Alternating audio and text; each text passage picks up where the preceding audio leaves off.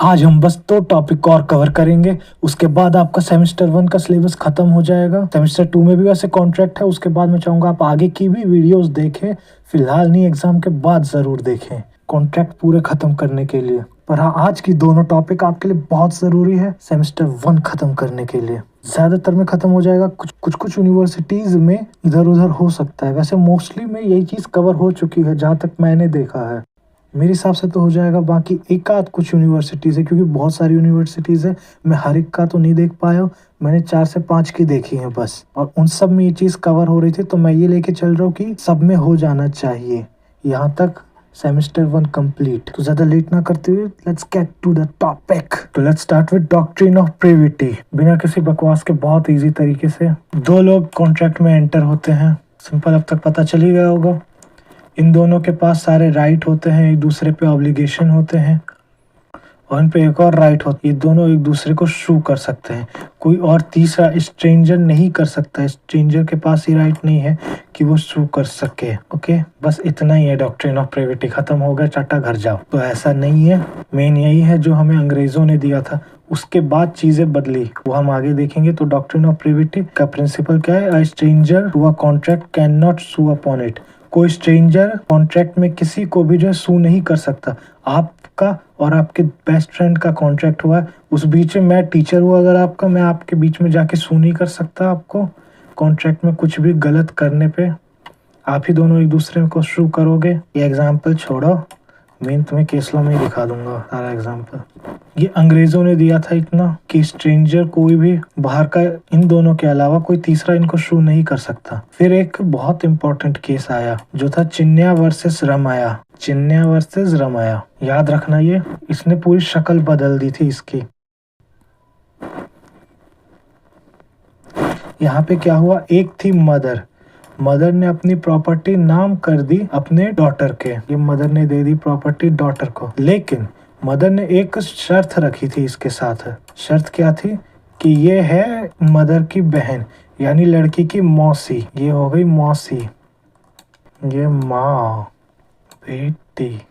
माँ ने अपनी प्रॉपर्टी बेटी को दी, और एक ये शर्त रखी कि वो अपनी मौसी को हर महीने गुजारा भत्ता दे। ठीक है, अब माँ इसकी खत्म हो गई, डेथ हो गई। कॉन्ट्रैक्ट तो इन दोनों के बीच था ना, माँ और बेटी के बीच। तो फिर माँ तो चली गई, तो अब बेटी को सू करने वाला तो कोई है नहीं, तो ये आराम से अपनी एंजॉय कर रही प्रॉपर्टी।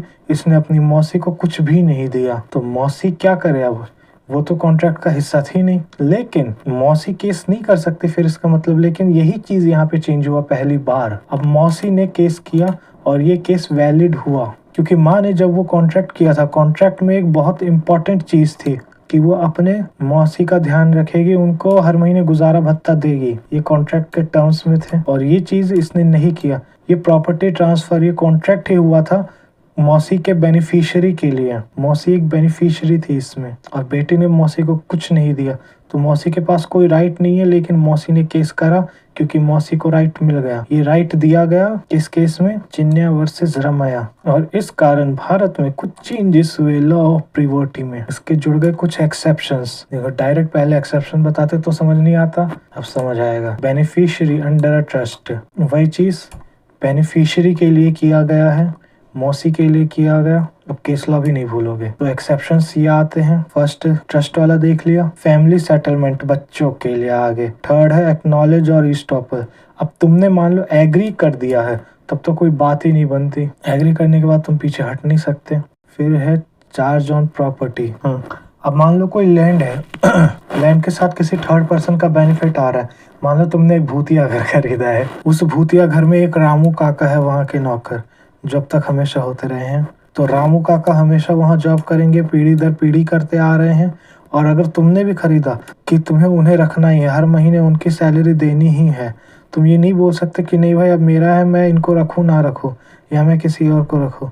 ऑब्लिगेशन दी गई है कि हाँ इनको ही रखना है, कोई और आया तो भूत खा जाएगा उनको।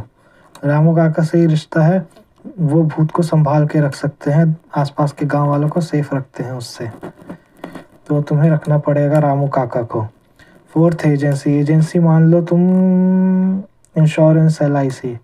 ओके, तुम इसमें ऐसे 3 भी लिख दो काफ़ी है, क्योंकि ये 4 नंबर से ऊपर का बहुत कम होता है किया है, ज़्यादा से ज़्यादा बस 4 नंबर में ही आने वाला है।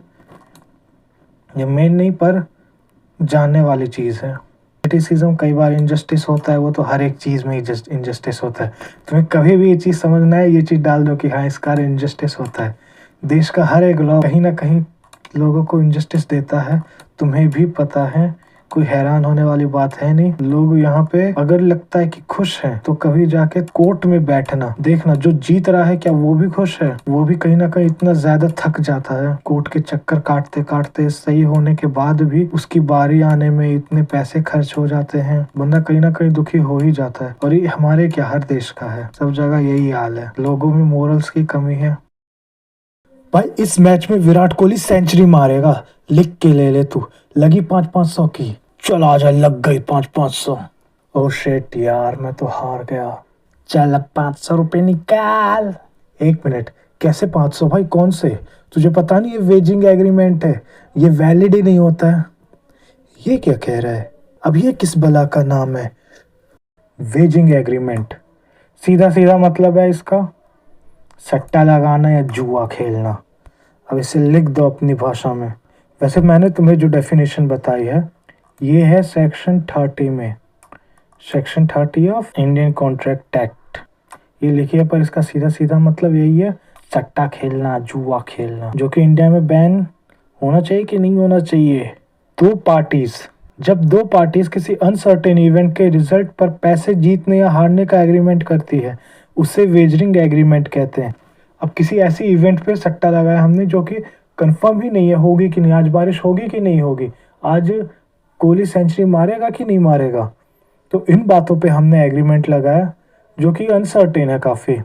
इसमें मनी हार सकते हैं कुछ भी, तो ऑब्वियसली सट्टा है तो इस पर नहीं ले गया। इसके कुछ एसेंशियल एलिमेंट्स देखते हैं। अनसर्टेन इवेंट अनसर्टेन होना चाहिए। ये नहीं किसी फिक्स बात पे ही लगा दिया कि तू जो है अगर 10th क्लास पास कर ले तो यार बताइए 10th तो पास होगा ही, अब ये भी नहीं होगा क्या? तो अनसर्टेन होना चाहिए इवेंट कि हाँ तू पीएचडी करेगा या तू बड़ा होकर इंजीनियर ही बनेगा, वैसे ही बन सकता है यार, ये अनसर्टेन तो नहीं हुआ। ऑब्वियसली है, लॉयर का बेटा लॉयर ही बन जाता है, नॉर्मली तो यही होता है। अब म्यूचुअल चांस ऑफ गेन और लॉस, दोनों पार्टीज का चांस होता है जीतने और हारने का। ये नहीं कि हाँ भाई 90% चांस है कि जो है यही टीम जीतेगी और सिर्फ 10% है और लोग उस पर बेट लगा देते हैं 10% पे, तो जिंदा जुआ है। इतना खतरनाक वाले जुआ भी नहीं खेलना चाहिए। तीसरा है no control over the event जिस पे तुम्हारा कंट्रोल ही नहीं। तुम जाके क्या विराट कोहली को सिखा दोगे कि हाँ भाई ऐसे खेल, ऐसे नहीं?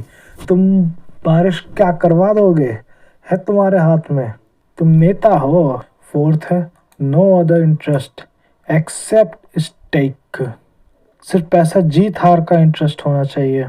इनका जो है जो भी चीज़ हो रही है, लाइक बारिश हो रही है तो भाई किसान का तो इंटरेस्ट होता है भाई बारिश में। अब क्रिकेटर का तो इंटरेस्ट होता है क्रिकेट में, कोई क्रिकेट का बंदा कह रहा है तो उसके लिए चीज़ है। तुम में हमारा क्रिकेट से कोई लेना देना है नहीं, हम एज अ फैन, तो फैन को क्या ही कंसिडर किया जाता है। तो कुछ मतलब होना चाहिए उस गेम से, ना कि सिर्फ पैसे से इंटरेस्ट होना चाहिए हमारा। फिर एग्रीमेंट टू पे मनी और मनी इज़ वर्थ, इसमें पैसा इन्वॉल्व होना चाहिए या पैसे के बराबर का कुछ भी कंसिडरेशन, जो हमने पढ़ा था कि गाड़ी दे दी, बंगला तेरे नाम कर दिया, ऐसा उसका लीगल स्टेटस क्या होगा? अगर हम यही सेक्शन 30 से ही देखें तो ये पूरी तरीके से वॉइड होगा। वॉइड का मतलब आपने पढ़ा है, नहीं पढ़ा है तो वीडियो ज़रूर देखें हमारे, या चैनल पे है वॉइड एंड वॉइडेबल, तो ये चैनल पूरा वॉइड हो जाएगा। वॉइड का सीधा सीधा मतलब है कि कैंसिल हो जाएगा, ये कॉन्ट्रैक्ट कभी स्टार्टिंग से भी नहीं माना जाएगा। और कोर्ट में पैसा 1 रुपये भी रिकवर नहीं कर सकता। जो तुम्हारे वादे थे, भले ही कितने ही तुमने लीगल पेपर्स पे कर दिया हो, जो आपने देखा हो स्टैम्प पेपर पे लिख के दे दिया, तो भाई अब तो हो गई, कोई घंटा कुछ नहीं होगा उसका, सब गया गड्ढे में। 1 रुपये तुम उससे रिकवर नहीं कर सकते। पर इसके कुछ एक्सेप्शंस दे दिए गए हैं। अब ऑब्वियसली बाहर फॉरेन से आया है तो पहला एक्सेप्शंस इसका हॉर्स रेसिंग, घोड़े का खेल वहाँ खेलते हैं तो हॉर्स रेसिंग के लिए। दूसरा दे दिया इंश्योरेंस, और तीसरा है स्किल बेस्ड गेम्स, इनको वेजरिंग से दूर रखा गया है। सब ठीक है, पर हॉर्स रेसिंग ये क्या है? तो वेजरिंग और इंश्योरेंस इसका एक एक्सेप्शन है, पर बहुत ज़्यादा चांस है कि आपके एग्ज़ाम में का इंश्योरेंस से कंपेयर है, या फिर स्किल बेस्ड गेम्स जिसे हम जुआ ही बोलते हैं, तो उसके साथ बहुत आने का चांस है। उसके साथ कंपेयर में बताया जाएगा, डायरेक्ट नहीं पूछा जाएगा वेजरिंग एग्रीमेंट क्या है, उसके साथ ये कंपेयर आएगा। तो यही वेजरिंग में बेस्ड ऑन बेट और चांस, कोई इंश्योरेबल इंटरेस्ट नहीं है, शुरू से वॉइड है। Parties create risk, object is to win money. लेकिन इंश्योरेंस में, और यही आप स्किल बेस्ड गेम में लगा दो, तो यहाँ पे ऑब्जेक्ट सिर्फ विन मनी नहीं है, उस गेम के ऊपर भी इंटरेस्ट है। डाल देना कि इंटरेस्ट होता है गेम में। क्रिकेटर है जो हॉर्स रेस होती है, तो उनका इंटरेस्ट है उस गेम में, वो खिलाड़ियों पे लगा रहे हैं पैसा। वहाँ पे रिस्क की जगह जो है स्किल डालना होगा, वॉइड नहीं, वो वैलिड होते हैं। और यहाँ बेट की जगह एनालिसिस डाल देना। इंश्योरेंस में ये कोई बेट नहीं होता, ये तो प्रोटेक्शन। तो insurance protection against risk, insurable interest is essential, ये वैलिड है।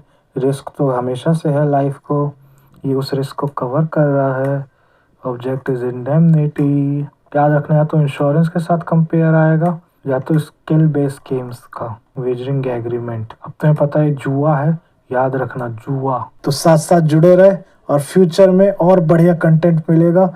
लॉयर बन रहे हो तो मस्ट है ये चैनल आपके सब्सक्रिप्शन लिस्ट में होना ही चाहिए। मिलते हैं जल्दी नेक्स्ट वीडियो में, तब तक के लिए बाय बाय, जय श्री राम, अस्सलाम वालेकुम, सत श्री अकाल, जय हिंद, जय भारत।